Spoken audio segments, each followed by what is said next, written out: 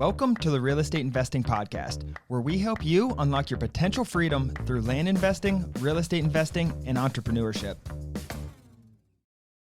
Hi, everybody. Welcome back to the Real Estate Investing Podcast. My name is Ron Apke, your host for this episode. I'm happy to be joined with our co-host, Anthony Weiler. I know we've interviewed him on previous episodes. Today, he's going to be a co-host with me. You guys will be seeing more of him. Really happy to hear his insight on this topic. And today, the topic is deal funding, investor relationships. Anthony is in charge of our deal funding and investor relationships with our company, so he has great experience with this. Anthony, how you doing? Doing great. I mean, it's a little early here in SoCal, but I'm excited to be here and especially talk about this topic. This is a fun one for me. It's a big one too on like just scaling your business. Like you cannot scale your business without having investors on your side. And we always talk about it all the time. Like us as a company, Apke Land, Apke Investments, like we still get deal funding for a ton of ours. So we obviously fund a lot of deals. We also have deal funding coming in for our deals as well. So like we are huge on this topic. It's so important for scaling any really business, Anthony. Like you're gonna need investors, not any business, but in terms of real estate you're going to need investors on your side. So I'm really excited to get into this with you.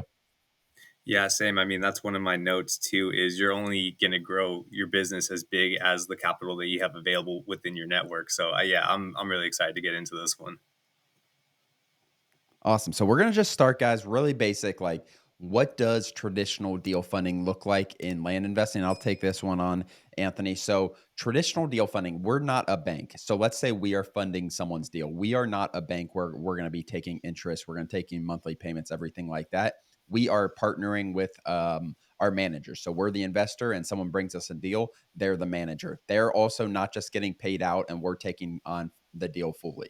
What we do is we will pay for 100% of the purchase price, and then there will be a profit split on the back end. So let's say we buy it for 100,000, sell for 200,000. The manager, whoever brings us the deal, will be responsible for selling the property. We have that $100,000 profit. There's going to be some kind of percentage profit split. That's the easiest way. It's such a common question. I don't want to skip over the basics, Anthony. How did I do with that? Anything to add on that? No, I think that was pretty straightforward. It gets a little bit more detailed as you get further along when submitting the deal, because I mean, it's all dependent on the deal that you bring to the table too, Yep. your experience as an investor. So building those relationships and understanding what the investor expectations are, and just building that relationship and going from there. Yeah, and it's going to be like it could be a negotiation with your deal funders, with your partners. Like if it's harder to negotiate the first time you bring someone a deal, the first time you're getting deal funding, but once you provide a service for them, once you get them a good return, like there's definitely negotiation that goes on with those profit split terms. To give you guys a basis, a lot of times it starts around 25%, where the investor would get 25% of profit, and then it's going to scale all the way up to 50-50 split. And a lot of it, like Anthony said, is deal dependent and then also time to sell. As an investor, I want my money back faster rather than longer. So you're going to get, the manager will get a bigger cut of the pie when you sell it within 30 days, 60 days, whatever it is, something quick that is going to get you a bigger piece of the pie. That is traditional deal funding. There are obviously other ways of getting your deals funded.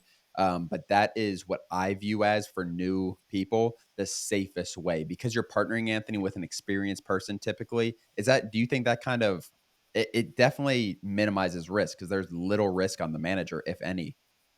Yeah, and I think that's so important too, especially on consultation calls that I have. A big one for people is like, hey, I have the capital to fund my own deals. Why would I want to partner with an investor or a funder and they're going to be taking a certain amount of profit? Well, my rebuttal to that is, hey, you can do that. You can absolutely do that if you want to fund your own deals or partner with friends and family, however you'd want to go about it.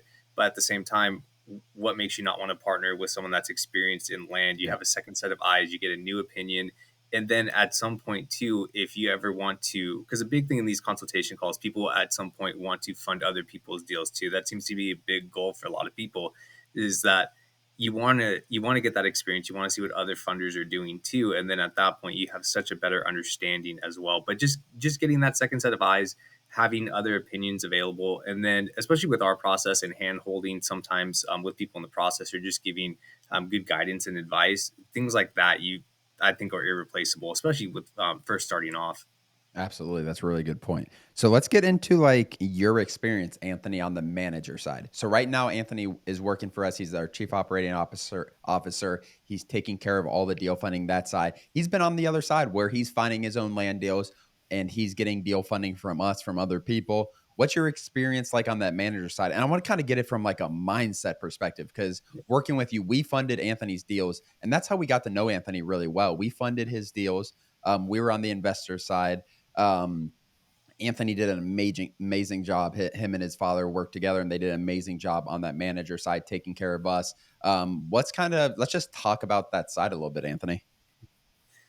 Yeah. So I remember first starting off for me, like the example I just gave, I was pretty new in it. So especially partnering with you and Dan, getting your guys' opinion was really important. Then at that point, going through the course, it's like, okay, now I just have to, execute this and get things done properly. So my biggest thing was keeping you guys in the loop as much as possible. And if we ever hit a wall or came across a situation, we immediately reached out to you guys saying, hey, we're coming across X, Y, and Z. What do you recommend? This is what we have planned out, but what are your thoughts? So just being as communicative and transparent as possible, especially because the way we looked at it is we need to build this relationship because you don't know what opportunities will lie. And now I'm, the chief operating officer for the company. And I was like, wow, a year ago, I remember submitting my first deal to you guys, just like, man, I just want to make a dollar. Yeah. So I think it's really important. And the mindset is, it gets a little bit tricky, especially as a manager. Sometimes you get attached to deals and you want to force a deal or you want to push it on an investor.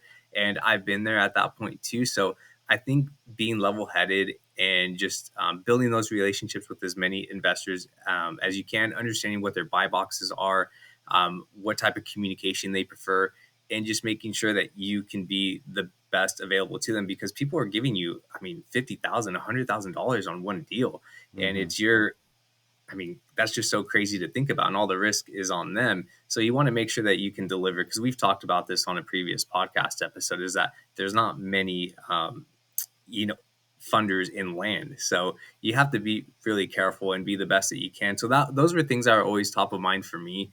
And then, yeah, just be as good as you can because you never know where opportunities will lie. Because there's people that are submitting deals to us that are, I mean, you see them all the time. They're like, what, 400,000, five Yep. hundred thousand purchase price with expected sale price of over $1 million. So you have to have those relationships, because if you just bring that out of nowhere, and we haven't really had much of a relationship or any type of knowledge of you, it's a little bit harder to fund a deal like that. So as a manager, those were kind of what I was looking at starting Yeah, off.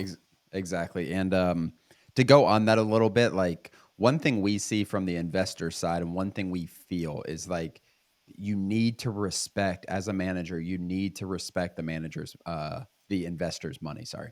You need to have respect for the investor's money. This is like you cannot submit a deal for $300,000 and then have half of your due diligence done. That doesn't feel good from an investor. It's you see it on like Shark Tank all the time, Anthony, when like they're asking Mark Cuban for $200,000 for 10% of the company, and it's $200,000. Like it's not nothing just because he's a billionaire. It's $200,000. Don't disrespect someone's money. You see it all the time on that show. Not that I watched it a ton, but I just remember kind of seeing that stuff. Like you cannot. It doesn't matter what percentage of their net worth or their value that you're asking for. That's how we got where we are, is by putting our money in smart places. So respecting your investors' money is such an important thing. And it is something that will turn me off of a bigger deal, especially with people, if they're not like, if I don't feel that from like, it's not like a quick thing. They're not getting answers fast. All that stuff is red flags. Like there are better places for us to put our money if that's a situation. But that is one thing, like you cannot act like, okay, someone's paying for 100% of this. It's not my money. It doesn't matter.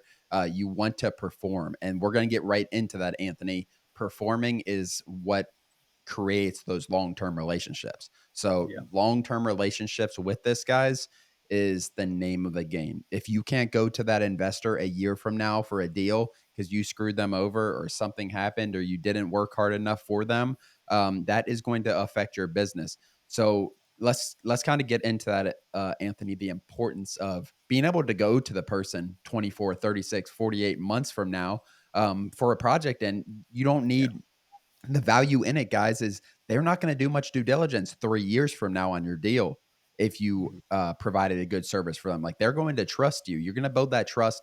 The process of getting funding is going to be way simpler. But let's talk about that a little bit, Anthony. Yeah, when it comes to long-term relationships, it's really important because, like I was saying earlier, is your business will only grow as big as the network that you have available. Because you're going to be coming across deals that are really large as you continue to grow your business. Because members that are in the community now, they're starting off with like these little, 2 to 5 acres, buy for 10, sell for 20, things like that. Then out of nowhere, they're like, hey, there's a better way to scale this. And they're going after bigger projects. You're seeing people starting to niche in certain areas. And a big one is subdividing. So we're getting people bringing us like, hey, I have 100 acres. It's got, 1,000 feet of road frontage. I think I can split it up into, this many parcels with this expected profit. And if we've had a bad experience with you, I mean, we're going to be taking that into account. So long-term relationships are really important. We're not going to be investing all of this time and money because these projects, depending on the state and county, I mean, it could take a good amount of time, like six months to a year at least, because you're going to have 5 to 10 parcels listed for sale. You got to get a survey. There's all these things that come into play. We want realtor opinions, and we need to know, like, hey, we've done business before with you in the past. I know that John Doe for us has done 10 deals and they have been fantastic. They've performed every time. They delivered. Their expected sales price was dead on. If anything came up, they communicated that to us. And as an investor, those are things that we look at. We have a CRM. We're tracking not only our deals, but we want to track to see what the managers are doing. Like, what was when you submitted a deal, what was your expected sale price? How long did it take for it to flip? And then at that point, when it comes to, as you get down the road to 3 to 4 years and you're, coming across those project based deals, then at that point, it won't be a problem. I mean, there's people that bring deals to us. We've done business before, and it's like, oh, okay, we've done deals with them, very minimal due diligence, numbers look good, boom, send a contract.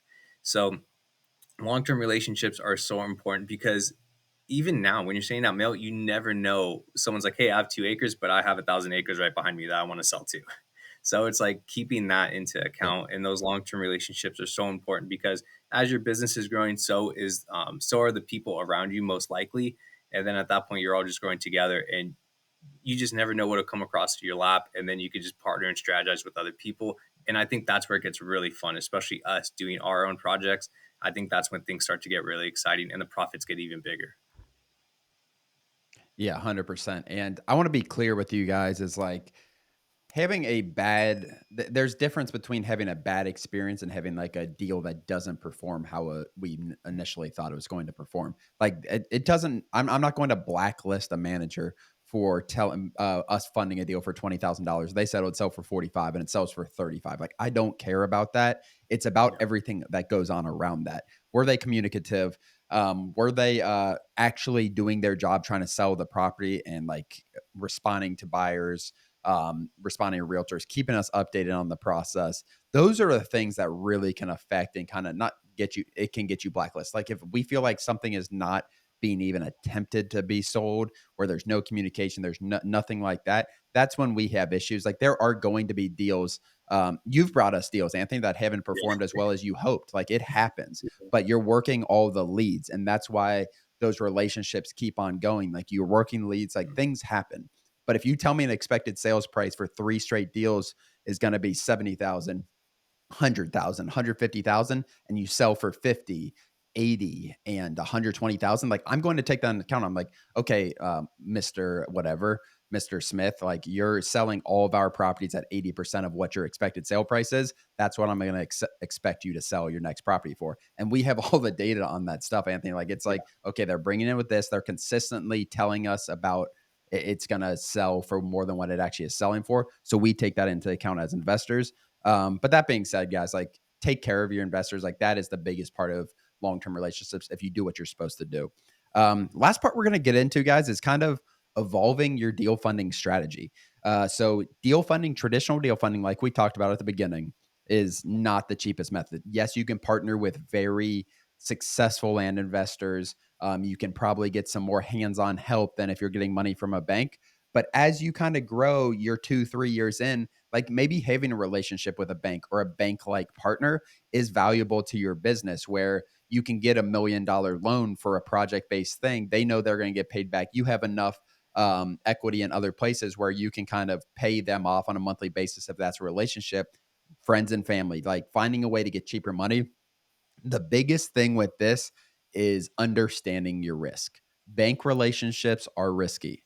Deal funding relationships are not risky other than losing the deal funder, losing the partner. So keep that in mind. I don't want to keep this segment too long, Anthony. Keep that in mind when you guys are looking for other types of money. If you're getting an interest rate type money and it's not dependent on the sale price, you're going to owe that property. Like if you're getting it from a bank, they're going to have liabilities over you. They're going to have collateral on the property, and that's what it's going to look like. If you're getting a small business loan or something like that, same thing. Like there is going to be collateral. They are going to get their money, or it's going to be an issue for you. So just keeping that in mind. I don't think you've done that for any of your deals. We do get some other types of money for some of our deals, but it's all about the balance, Anthony, right? Yeah.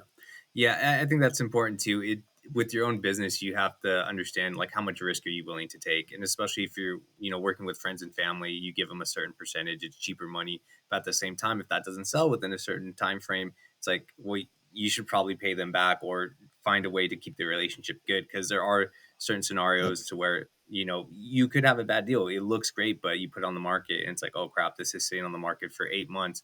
I was supposed to pay grandma back. Or if you're taking a loan, if you're taking a loan out, then it's you have collateral. It could be your house or whatever it may be. So there's a lot of risk in that. So I like how you said 3 to 4 years down, you probably have a lot more money in the bank at that point since you've done some deals. You could take on more risk. So definitely just weigh things out, see what the risk to reward ratio is, and then go from there based off of how you have your business set up. Absolutely, guys. We're going to end it there. If you guys haven't, please like and subscribe to our YouTube channel. Leave us a review on Apple Podcasts. Those really, really help us grow. Other than that, thank you so much for joining us. We'll see you next time. See you guys. As always, thank you for joining. Please do us a huge favor and like and subscribe our YouTube channel and share this with a friend. It really means the world to Ron and I, but more importantly, it could help change the life of someone else. Thanks for joining, and we'll see you next episode.